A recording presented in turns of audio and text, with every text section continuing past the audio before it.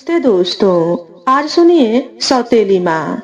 माँ की मौत के बाद रिजुता ही अनुष्का का सबसे बड़ा सहारा थी। अनुष्का को क्या करना है, यह रिजुता ही तय करती थी। वही तय करती थी कि अनुष्का को क्या पहनना है, किसके साथ खेलना है, कब सोना है। दोनों की उम्र में 10 साल का अंतर था। माँ की मौत के बाद रिजुता ने माँ की तरह अनुष्का को ही नहीं संभाला, बल्कि घर की पूरी जिम्मेदारी वही संभालती थी। रिजुता तो मनु का भी उसी तरह ख्याल रखना चाहती थी, पर मनु उम्र में मात्र उससे 2.5 साल छोटा था, इसलिए वह रिजुता को अभिभावक के रूप में स्वीकार करने को तैयार नहीं था। तमाम बातों में उन दोनों में मतभेद रहता था। कई बार तो उनका झगड़ा मौखिक न रहकर हिंसक हो उठता था। तब अंगूठा चूसने की आदत छोड़ चुकी अनुष्का तुरंत अंगूठा मुंह में डाल लेती। कोने में खड़ी होकर वह देखती कि भाई और बहन में कौन जीतता है। कुछ भी हो, तीनों भाई बहनों में पटती खूब थी। बड़ों की दुनिया से अलग रह सके उन्होंने अपने आसपास इस तरह की एक दीवार खड़ी कर ली थी, जहां निश्चित रूप से रिजुता का राज चलता था। मनु कभी कभार विरोध करता तो मात्र अपना अस्तित्व भर जाहिर करने के लिए। अनुष्का की कोई ऐसी इच्छा नहीं होती थी। वह बड़ी बहन के संरक्षण में एक तरह का सुख और सुरक्षा की भावना का अनुभव करती थी। वह सुंदर थी, इसलिए रिजुता को बहुत प्यारी लगती थी। यह बात वह कह भी देती थी। अनुष्का की अपनी कोई इच्छा अनिच्छा होगी, रिजुता को कभी इस बात का ख्याल नहीं आया। अगर अविनाश को दूसरी शादी न करनी होती तो घर में सब कुछ इसी तरह चलता रहता।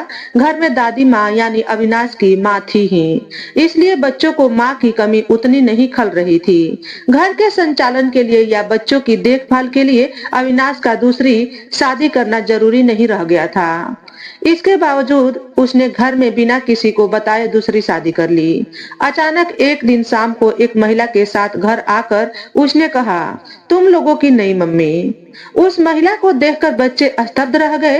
वे कुछ कहते या इस नई परिस्थिति को समझ पाते, उसके पहले ही अविनाश ने माँ की ओर इशारा करके कहा, संविधा यह मेरी माँ है। बूढ़ी माँ ने सिर झुकाकर पैर छू रही संविधा के सिर पर हाथ तो रखा, पर वह कहे बिना नहीं रह सकी। उन्होंने कहा, बेटा इस तरह अचानक कभी सांस तक नहीं ली। चर्चा की होती तो 2-4 सगे संबंधी बुला लेती। बेकार का झंझट करने की क्या जरूरत है माँ, अविनाश ने लापरवाही से कहा। फिर भी कम से कम मुझसे तो बताना चाहिए था। क्या फर्क पड़ता है, अविनाश ने उसी तरह लापरवाही से कहा। नोटिस तो पहले ही दे दी थी, आज दोपहर को दस्तखत कर दिए। संविदा का यहाँ कोई सगा संबंधी नहीं है। एक भाई है, वह दुबई में रहता है, रात को फोन करके बता देंगे। बेटा रिजुता, मम्मी को अपना घर तो दिखाओ। उस समय क्या करना चाहिए यह रिजुता तुरंत तय नहीं कर सकी, इसलिए उस समय अविनाश की जीत हुई। घर में जैसे कुछ खास न हुआ हो, अखबार लेकर सोफे पर बैठते हुए उसने माँ से पूछा, माँ किसी का फोन या डाक वाक तो नहीं आई, कोई मिलने जुलने वाला तो नहीं आया। अमृता जरा भी नर्वस नहीं थी। अविनाश ने जब उससे कहा कि हमारी शादी हम दोनों का व्यक्तिगत मामला है, इससे किसी का कोई कुछ लेना देना नहीं है, तब संविदा उसकी निडरता पर आश्चर्यचकित हुई थी। उसने अविनाश से शादी के लिए तुरंत हामी भर दी थी। वैसे भी अविनाश ने उससे कुछ नहीं छिपाया था, उसने पहले ही अपने बच्चों और माँ के बारे में बता दिया था।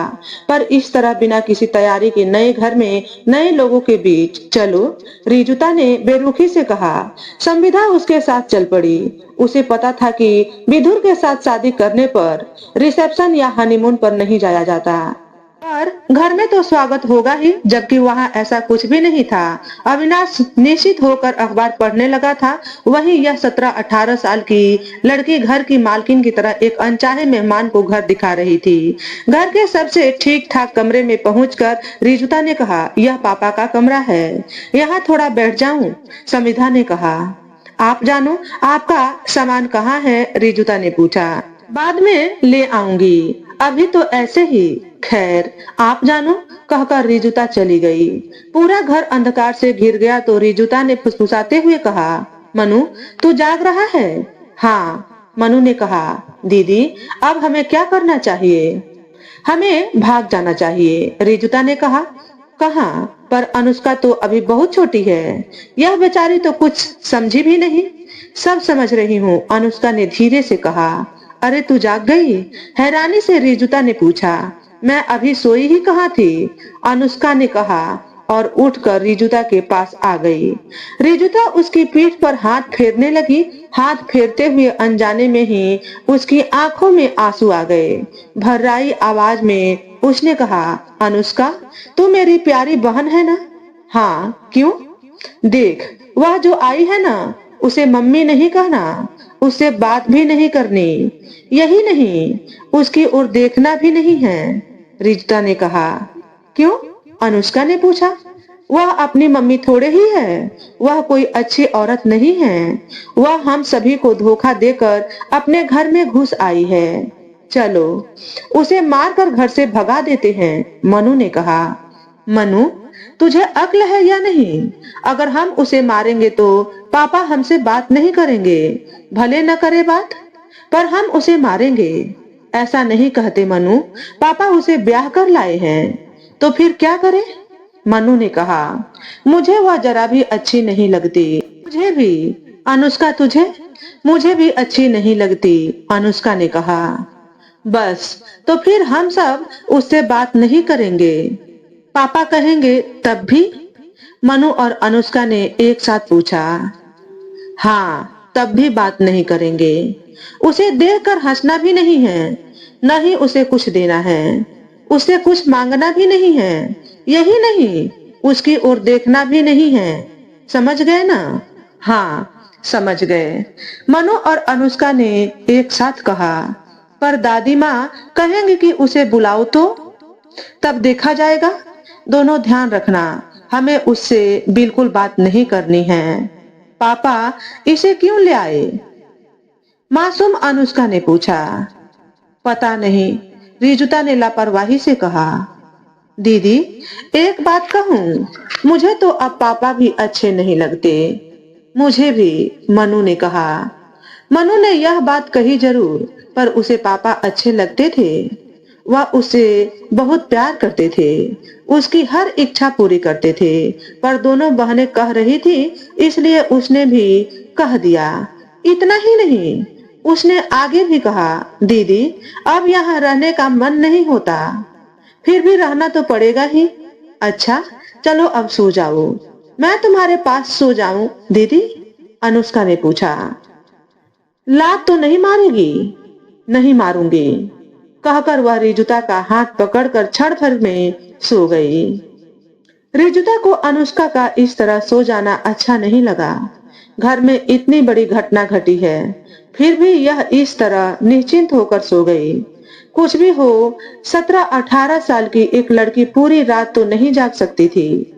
वह भी थोड़ी देर में सो गई। सुबह वह सोकर उठी तो पिछले दिन का सब कुछ याद आ गया। उसने अनुष्का को जगाया। कल रात जैसा कहा था वैसा ही करना। उससे बात नहीं करना ना? अनुष्का ने कहा। किससे? अरे वही जिसे पापा ले आए हैं। नहीं मम्मी, भूल गई क्या? दीदी, उसका नाम क्या है? संविधा। पर हमें उसके नाम का क्या करना है? हमें उससे बात नहीं करनी है, बस, याद रहेगा ना? रिजुता ने कहा। अरे हाँ, हंसना भी नहीं है। ठीक है। इसके बाद रिजुता ने मन्नू को भी समझा दिया कि नई मम्मी से बात नहीं करेगा, जबकि वह समझदार था और खुद भी उससे चिढ़ा हुआ था। इसलिए तय था कि वह भी संविदा से बात नहीं करेगा। विघ्न आया दीदी की ओर से। चाय नाश्ते के समय वह बच्चों का व्यवहार देखकर सब समझ गई। अकेली पढ़ने पर वह रिजुता से कहने लगी, बेटा, अब तो वह घर आ ही गई है। उसके प्रति अगर इस तरह की बात सोचोगी तो कैसे चलेगा? अविनाश को पता चलेगा तो वह चिढ़ जाएगा। कोई बात नहीं दादी, पीछे खड़े मनु ने कहा। बेटा, तू तो समझदार है, आखिर बात करने में क्या जाता है? दादी की इस बात का जवाब देने के बजाय रिजुता ने पूछा। दादी, आपको पता था कि पापा शादी करके नई पत्नी ला रहे हैं? नहीं। जब बताया ही नहीं तो कैसे पता चलता? इस तरह शादी करके नई पत्नी लाना आपको अच्छा लगा? अच्छा तो नहीं लगा, पर कर ही क्या सकते हैं? वह उसे शादी करके लाए हैं, इसलिए अब साथ रहना ही होगा। तुम सब बचपना कर सकते हो, पर मुझे तो बातचीत करनी ही होगी, दादी ने समझाया। क्यों? रिजुता ने पूछा। बेटा, इस तरह घर परिवार नहीं चलता। पर दादी, हम लोग तो उससे बात नहीं करेंगे। रिजुता, तू बड़ी है, जरा सोच, इस बात का पता अविनाश को चलेगा तो उसे दुख नहीं होगा। दादी ने समझाया। इसमें हम क्या करें? पापा ने हम सब के बारे में सोचा क्या? दादी, वह मुझे बिल्कुल अच्छी नहीं लगती। हम उससे बिल्कुल बात नहीं करेंगे। पापा कहेंगे तब भी नहीं, रिजुता ने कहा। उसकी इस बात में मनु ने भी हाँ में हाँ मिलाई। बेटा, तू बड़ी हो गई है, समझदार भी, तो क्या हुआ? बिल्कुल नहीं करेगी बात? दादी ने फिर पूछा। इसी के साथ वहां खड़ी अनुष्का से भी पूछा। तू भी बात नहीं करेगी अनुष्का? अनुष्का घबरा गई। उसे प्यारी बच्ची होना अच्छा लगता था। अब तक उसे यही सिखाया गया था कि जो बड़े कहे वही करना चाहिए। रिजुता ने तो मना किया था। अब क्या किया जाए? वह अंगूठा मुंह में डालना चाहती थी। तभी उसे याद आ गया कि वह क्या जवाब दे। उसने झट से कहा, दीदी कहेगी तो बात करूंगी। अनुष्का सोच रही थी कि यह सुनकर रिजुता खुश हो जाएगी, पर खुश होने के बजाय रिजुता ने आंखें दिखाई तो अनुष्का हड़बड़ा गई। उस हड़बड़ाहट में उसे रात की बात याद आ गई। उसने कहा, बात की छोड़ो, हंसना भी मना है। अगर कुछ देती है तो लेना भी नहीं है। वह मुझे ही नहीं, मनु भैया को भी अच्छी नहीं लगती, और रिजुता दीदी को भी। है ना मनु भैया? हाँ दादी माँ, हम लोग उससे बात नहीं करेंगे, मनु ने कहा। जैसे तुम लोगों की इच्छा, तुम लोग जानो और अविनाश जाने। पर जैसा सोचा था वैसा हुआ नहीं। बच्चों के मन में क्या है, इस बात से अनजान अविनाश ऑफिस चले गए। जाते जाते संविदा से कहा था कि वह चिंता न करे, जल्दी ही सब ठीक हो जाएगा। संविदा ने ऑफिस से 2 दिनों की छुट्टी ले रखी थी। नया घर, जिसमें 3 बच्चों के मौन का बोझ उसे असह्य लगने लगा। उसे लगा उसने छुट्टी न ली होती तो अच्छा रहता। अविनाश के साथ वह भी अपने ऑफिस चली गई होती। अविनाश उसे अच्छा तो लग रहा था, पर 40 की उम्र में ब्याह करना उसे खलने लगा था। बाल बच्चों वाला एक परिवार, साथ में बड़ों की छत्र छाया और एक समझदार आदमी का जिंदगी भर का साथ। उसने हामी भर दी और इस अनजान घर में आ गई। पहले से परिचय की क्या जरूरत है? अविनाश ने मना कर दिया था। उसने कहा था, जानती हो संविदा, अचानक आक्रमण से विजय मिलती है। अगर पहले से बात करेंगे तो रुकावटें आ सकती हैं। बच्चे भी पूर्वाग्रह में बंध जाएंगे। तुम एक बार किसी से मिलो और उसे अच्छी न लगो, ऐसा नहीं हो सकता। यह अलग बात है कि तुम्हें मेरे बच्चे न अच्छे लगे। तब संविदा ने खुश होकर कहा था, तुम्हारे बच्चे तो अच्छे लगेंगे ही, बस बात खत्म हो गई। अब शादी कर लेते हैं, अविनाश ने कहा। फिर दोनों ने शादी कर ली। संविदा ने पहला दिन तो अपना सामान लाने और उसे रखने में बिता दिया था, पर चैन नहीं पड़ रहा था। बच्चे सचमुच बहुत सुंदर थे, पर उससे बिल्कुल बात नहीं कर रहे थे। चॉकलेट भी नहीं ली थी। बड़ी बेटी ने स्थिर नजरों से देखते हुए कहा था, मेरे दांत खराब है। संविदा ढीली पड़ गई थी। अविनाश से शिकायत करने का कोई मतलब नहीं था। वह बच्चों से बात करने के लिए कह सकता है। बच्चे बात तो करेंगे, पर उनके मन में सम्मान के बजाय उपेक्षा ज्यादा होगी। ऐसे में कुछ दिनों इंतजार कर लेना ज्यादा ठीक रहेगा। पर बाद में भी ऐसा ही रहा तो छोड़कर चली जाएगी। रोजाना कितने तलाक होते हैं। एक और सही, अविनाश अपनी बूढ़ी माँ और बच्चों को छोड़कर उसके साथ तो रहने नहीं जा सकता। आखिर उसका भी तो कुछ फर्ज बनता है। ऐसा करना उसके लिए उचित भी नहीं होगा, पर उसका क्या? वह क्या करे, उसकी समझ में नहीं आ रहा था। वह बच्चों के लिए ही तो आई थी। अब बच्चे ही उसके नहीं हो रहे तो यहाँ वह कैसे रह पाएगी। दूसरा दिन किस्से कहानियों की किताबें पढ़कर काटा। माँ जी से थोड़ी बातचीत हुई पर बच्चों ने तो उसकी ओर ताका तक नहीं। फिर भी उसे लगा सब ठीक हो जाएगा, पर ठीक हुआ नहीं। पूरे दिन संविधा को यही लगता रहा कि उसने बहुत बड़ी गलती कर डाली है, ऐसी गलती जो अब सुधर नहीं सकती। इस एक गलती को सुधारने में दूसरी कई गलतियां हो सकती है। दूसरी ओर बच्चे अपनी जीत पर अड़े थे। जैसे जैसे दिन बीतते गए संविधा का मन बैठने लगा। अब तो उसने बच्चों को मनाने की निरर्थक चेष्टा भी छोड़ दी थी। उसे लगने लगा कि कुछ दिनों के लिए वह भाई के पास ऑस्ट्रेलिया चली जाए, पर वहां जाने से क्या होगा, अब रहना तो यही है। कहने को सब ठीक है, पर देखा तो बच्चों की वजह से कुछ भी ठीक नहीं है। फिर भी इस आस में दिन बीत ही रहे थे, कभी ना कभी तो सब ठीक हो ही जाएगा। उस दिन शाम को अविनाश को देर से आना था। उदास मन में संविधा गैलरी में आकर बैठ गई। अभी अचानक उसका मन रेलिंग पर सिर रखकर खूब रोने का हुआ। कितनी देर हो गई उसे याद ही नहीं रहा। अचानक उसके बगल से आवाज आई, आप रोइए मत। संविधा ने चौंक कर देखा तो अनुष्का खड़ी थी। उसने हाथ में थामा चाय का प्याला रखते हुए कहा, रोइए मत, इसे पी लीजिए। ममता से अभिभूत होकर संविधा ने अनुष्का को खींचकर गोद में बैठाकर सीने से लगा लिया। इसके बाद उसके गोरे चिकने गालों को चूमकर वह सोचने लगी, अब मैं मर भी जाऊं तो चिंता नहीं है। तभी अनुष्का ने संविधा के सिर पर हाथ रखकर सहलाते हुए कहा, मैं तुम्हारी मम्मी ही तो हूँ, इसलिए तुम मम्मी कह सकती हो। पर दीदी ने मना किया था। सकुचाते हुए अनुष्का ने कहा, क्यों? मन का बोझ झटकते हुए संविधा ने पूछा, दीदी आपसे और पापा से नाराज है? क्यों? संविधा ने फिर वही दोहराया, पता नहीं। तुम मान गई ना, अब दीदी को भी मैं मना लूंगी। खुद को संभालते हुए बड़े ही आत्मविश्वास के साथ संविधा ने कहा। संविधा की आंखों में झांकते हुए अनुष्का ने कहा, अब मैं जाऊं? ठीक है जाओ, संविधा ने प्यार से कहा। अब आप रोगी तो नहीं? अनुष्का ने पूछा।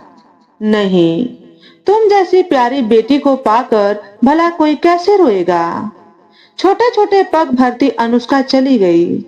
नन्ही अनुष्का को बेवफाई का मतलब भले ही पता नहीं था, पर उसके मन में एक बोझ सा जरूर था।